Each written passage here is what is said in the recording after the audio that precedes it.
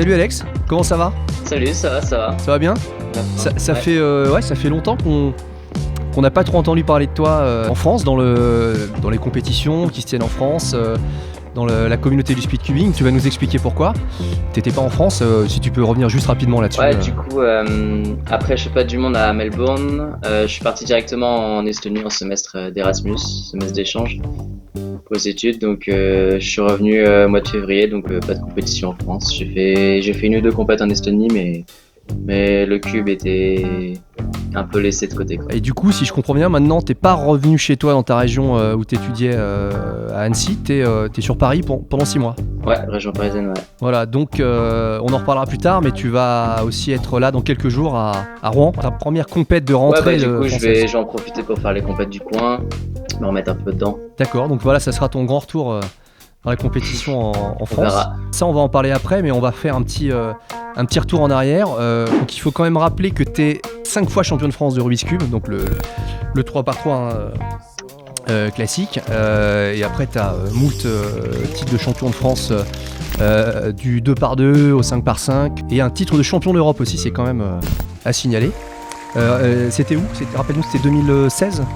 Ouais, c'est championnat de 5-5 Ouais. à Prague en 2016. D'accord. Contre toute attente, vraiment, j'étais pas du tout favori. J'étais genre 9ème favori. Et il se trouve que les 8 premiers ont tous raté. Et moi, j'ai fait mon record absolu qui était record de France. Et c'est passé pile pour être champion d'Europe. Donc c'était en 2016 à Prague. Ouais. Rappelle-nous l'AVG de ton 5x5 à l'époque. 1 minute 0 secondes 97 centièmes. D'accord, ouais, donc tu frôlais le sub 1 déjà à l'époque, quoi. Ouais, et à l'époque, du coup, j'étais 3ème de la compétition. Les 2 premiers, c'était pas des Européens, donc c'est pour ça que j'étais champion d'Europe. Et il y avait Kevin Hayes en 58 secondes, et il y a Félix qui était déjà à 49 secondes, record du monde average. Donc, il y avait déjà 10 secondes d'avance. Donc évidemment, ils ont le droit en tant qu'invités de prendre part à la compétition, c'est toujours le principe. Ouais, voilà, c'est ça, j'ai battu tous les Européens, donc j'étais champion d'Europe. Après, il y avait les 2 monstres à l'époque, donc Kevin Hayes en 58 secondes et Félix qui faisait déjà 49.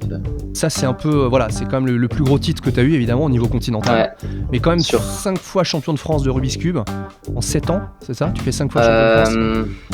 En fait, j'ai perdu qu'un seul championnat de France auquel j'ai participé. Et c'est celui où j'ai été DNF un peu Ouais. contestablement. Mais sinon, en 2014, j'avais pas gagné parce que j'avais pas fait les championnats de France. Alors sans s'étendre là-dessus, mais l'histoire du DNF, c'est parce que tu manipulais ta caméra, ta GoPro en gros. Bon, on va pas s'étaler là-dessus, voilà. mais ouais, parce que j'avais allumé ma caméra pendant l'inspection. Un point de règlement, de la réglementation. Voilà.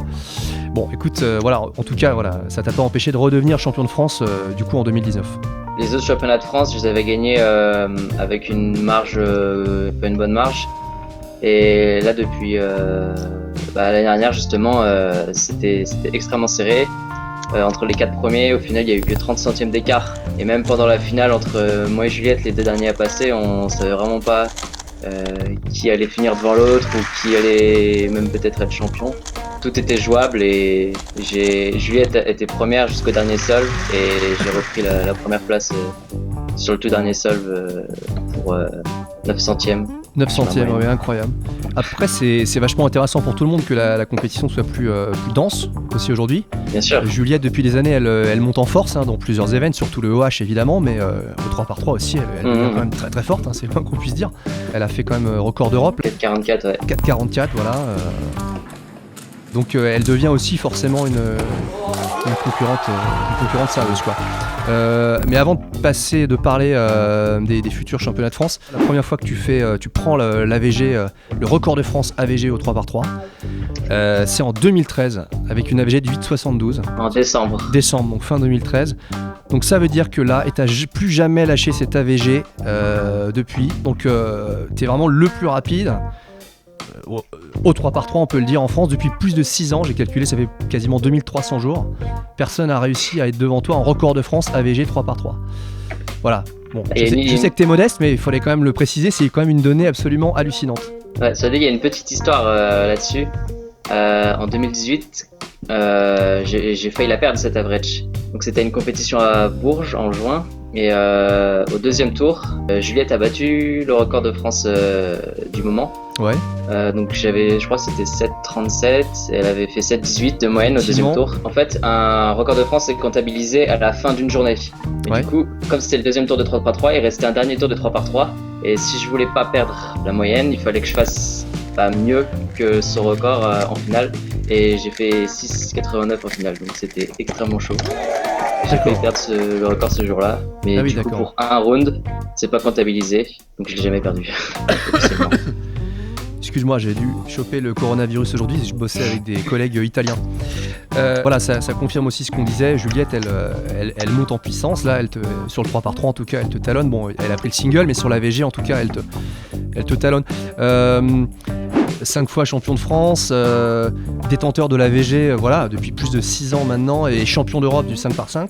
De tous ces titres-là, c'est quoi celui dont t'es le plus content et le plus fier, on peut dire quoi? Le meilleur titre, ou alors plutôt le meilleur accomplissement dans le cube? Le truc dont t'es le plus fier, tu trouves le plus dingue? Je pense que le truc dont je suis le plus fier, ce serait plutôt ma 6ème place au championnat du monde. Ouais.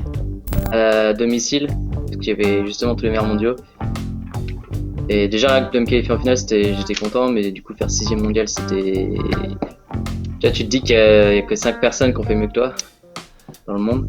Ta place de 6ème et tout le scénario du truc, c'est assez dingue.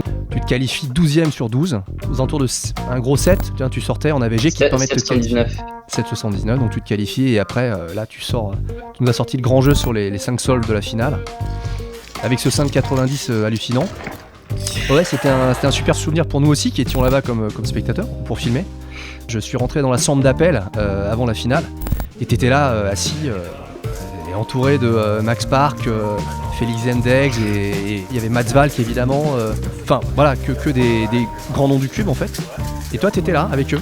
Ça c'est sympa à voir. Moi, cette image on la verra, je la mettrai dans le documentaire aussi quand je montrerai cet épisode. Donc ouais, je comprends que ce soit un souvenir fort. Et tu te rappelles que Erno Rubik est passé aussi à ce moment-là avec vous 12, il était là aussi. Ouais. C'est un peu surréaliste quoi comme image, non? Ouais, ça arrive pas souvent. Et aussi je voudrais revenir sur les cubes parce que quand même les gens qui regardent ça sont susceptibles d'être intéressés par vraiment le matériel que tu utilises et les Rubik's Cube que tu utilises. Et donc au début, ton premier vraiment speed cube avec lequel tu as fait des bons résultats en compétition, ça serait celui-ci, le Dayan Zanchi. Hein, tu confirmes? T'as eu un Dayan Zanchi, t'as cubé longtemps avec ça même. Ouais, c'était les années où je suis arrivé dans le cube, c'était 2012, 2011, 2012, 2013. Et c'est vrai que j'ai ça avec ce cube que j'ai fait mes premiers records, ouais. Et il me semble que tu l'as gardé quand même quelques années hein, avant de changer de main. Maximum 2015. Donc ça ferait 3 années quand même avec le même cube. Mais... Donc après t'es passé sur du Moyu, du Weilong, du Halong Le Weilong. Ouais. Sans doute le Weilong un temps. Là j'ai la version stickerless et classique. Et après t'es très vite passé sur cette marque là, du GAN. Explique-nous, en fait t'as eu tous les modèles de GAN. J'ai commencé avec le GAN version 1 en 2015. Donc ce GAN première version c'était quand même mieux qu'un Moyu Weilong première version. T'as quand même réussi à faire... c'est le mieux, je dirais pas mieux, c'est le feeling que j'appréciais particulièrement. Ouais. Et à l'époque il y avait pas encore c'était pas connu le GAN, hein, c'était vraiment un nouveau cube mais pas connu du tout. En 2015. Même Félix, je suis même pas sûr qu'il utilisait GAN à cette époque. Et ça a explosé on va dire plutôt en 2016. D'accord. Moi c'est le feeling que j'accrochais particulièrement et dès l'année d'après j'étais sponsor GAN donc... c'est un GAN SM, donc ça je me rappelle très bien au championnat du monde 2017, c'était ton main. Mais en plus je crois qu'il venait quasiment de sortir 2017. Parce que je crois que j'ai eu... T'étais un des tout premiers à l'avoir, tu m'avais dit, je crois. Bah je crois que j'ai eu mon modèle au championnat du monde GAN, m'a donné le modèle directement sur la compète et le cube était incroyable donc je l'utilisais directement. Alors c'est ça qui est incroyable, voilà, c'était pas ton main avant le début de la compète, c'est un peu risqué de faire ça, t'as changé de main et t'as cubé avec ça. Moi je suis vraiment... Et t'as fait 6ème du championnat du monde. Il y a 2 écoles, il y a ceux qui préfèrent utiliser le même cube à la maison et en compétition. Ouais. Et il y a ceux comme moi qui savent jamais quel cube ils vont utiliser et qui font sur le moment le cube qui sent le mieux en fonction de... Donc des fois si je suis stressé, je vais prendre un cube qui qui est très compact. Moins rapide et plus Ouais, contrôlable. voilà, plus contrôlable Ouais. au dernier moment parce que je sens que je vais pas pouvoir assurer sinon. Ouais. Il y en a plein qui vont dire que t'es complètement fou, pourtant tes résultats prouvent Bah, en le fait, contraire. Mais il y a très peu de gens qui font ça, franchement. ouais, je suis pas un exemple à suivre. Hein. Avant la compète, je sais déjà normalement quel cube je vais prendre, mais si je sens que ça va pas le faire, je vais prendre un cube plus contrôlable ou un cube différent, suivant comment je le sens. Voilà. Le X est assez récent. Le X en 2018, qui est resté un an mon main et même en plus. Et là, le XS qui est vraiment meilleur que le X pour le coup. Donc voilà, toi tu cubes avec ça. Moi j'ai le même modèle ici chez moi, sauf que moi je fais pas les mêmes temps que toi évidemment. Le fameux XS, hein, et explique-nous un peu comment tu le règles parce que il est tellement rapide, il peut être tellement incontrôlable.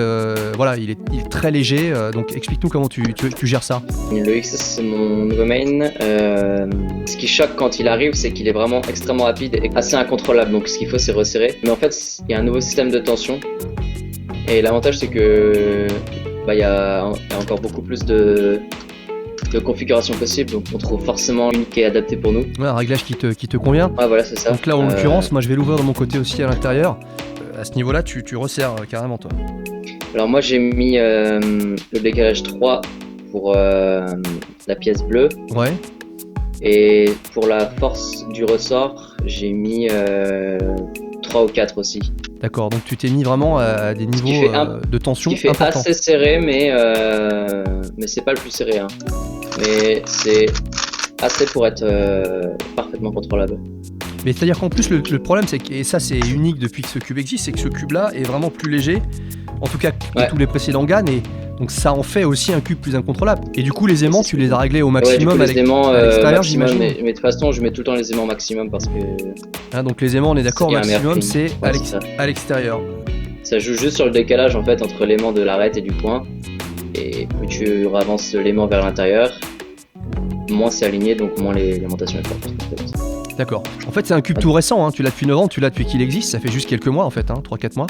Ouais, ça fait 3-4 mois que je l'ai. Après, j'ai pas fait beaucoup de compètes, j'ai fait qu'une compète avec. En Estonie donc. Ouais, mais là, comme je vais reprendre les compètes, c'est clair que ça devrait être mon main.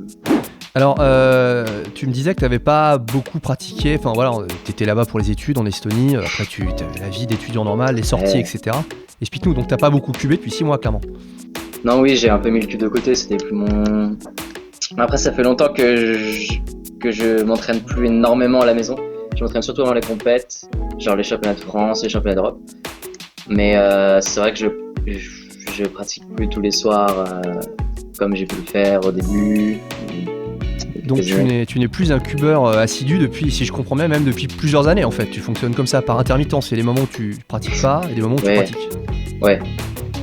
Bon bah c'est pas si mal puisque tu tiens toujours le record de la VG. Bah, peut-être que les autres vont... Voilà, peut-être que les autres vont finir par te rattraper. Là, ça va être quoi ton agenda de compétition dans les prochaines semaines? Dans 3 jours, t'es à Rouen, la prochaine compète. Ouais. Donc compète à Rouen début mars. Fin mars, peut-être la compète à Nantes. Et championnat de France début avril en fait. Et en mai, il y a l'Alsace. Et après, j'ai pas de compète prévue jusqu'au championnat d'Europe. Ceux qui veulent te voir, ceux qui sont intéressés par voir la première compétition de Alexandre Carlier en France depuis peut-être 8 ou 10 mois, j'ai pas calculé mais depuis longtemps. Donc vous pouvez aller à Rouen dans quelques jours.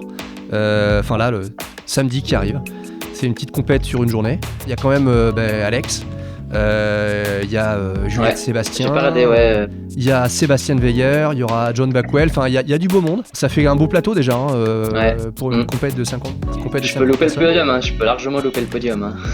Sur un malentendu. Ouais, mais il y a du lourd. Hein. Déjà Sébastien, il a une AVG record meilleure que la tienne. Juliette, elle est forte en ce moment. Hein. Et Lian, il peut sortir des grosses AVG aussi. Enfin voilà. Non, ça va être un beau plateau à Rouen là dans quelques jours. Donc je regarde, c'est à Saint-Étienne-du-Rouvray. Hein. Donc Saint-Étienne-du-Rouvray. À l'INSA la salle, c'est l'INSA de Rouen. la première grosse échéance pour toi, ça va être les championnats de France. Rassure-nous quand même, tu vas repratiquer un peu avant, tu vas faire des petites sessions, des petites Justement, AVG. là, c'est le but, c'est de refaire des compètes pour me mettre dedans et reprendre l'entraînement là pendant un mois Et du coup, est-ce que tu as des objectifs définis pour les championnats de France à gagner.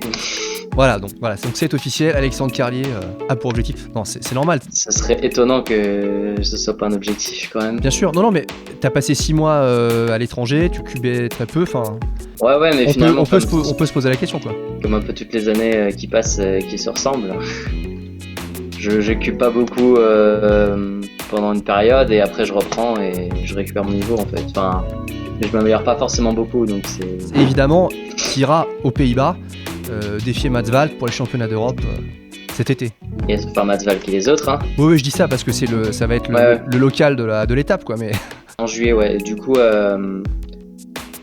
vu qu'Amsterdam c'est pas la destination la plus inaccessible, il y a toutes mes chances que j'y sois. Enfin, c'est sûr même. Bon, bah écoute, c'est cool. On va certainement voir du coup plusieurs Français là-bas à Amsterdam. Et puis bon, voilà, je sais pas qui va être invité, mais j'imagine peut-être des gens comme Félix ou Max Park, je sais pas. On peut espérer qu'il soit là, peut-être en invité aussi. Alors, Félix, je crois qu'il vient. Tu échanges avec Félix? Bah, on se connaît depuis qu'on est à la Team GAN du coup. Puis on s'est rencontrés à toutes les grosses compètes, les compètes Red Bull aussi. Je voudrais te filer le mélange, mais retranscrit en croix blanche, avec lequel Félix, il y a 3 jours, a fait son tout meilleur temps single officiel, 4 secondes 16, donc le deuxième meilleur temps jamais réalisé au Rubik's Cube. Alors lui, il est color neutral. Alors rappelons aux gens, toi t'es blanc-jaune. Blanc-jaune. Opposite neutral. Et donc là, lui, évidemment, Félix, ce mélange-là, il l'a fait avec une croix bleue qui était assez facile. Bah écoute, je te laisse faire. C'est parti pour les 15 secondes d'inspection.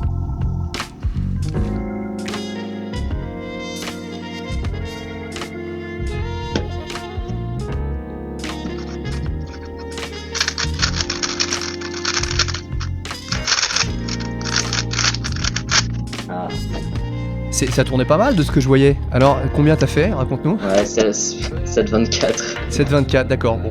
Qu'est-ce que t'as pensé de ce mélange? T'as réussi à prévisualiser combien de paires à l'inspection?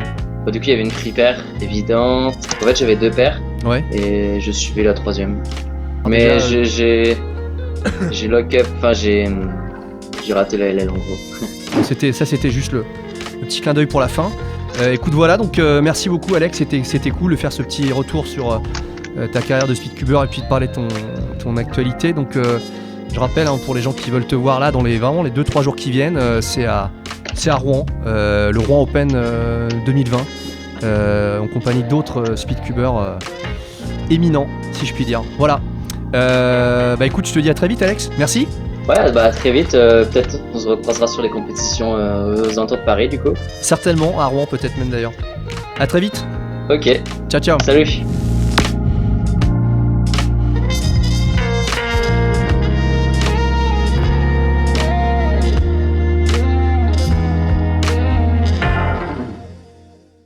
Et on le fait des contracts, hein, franchement, à la cool. Hein.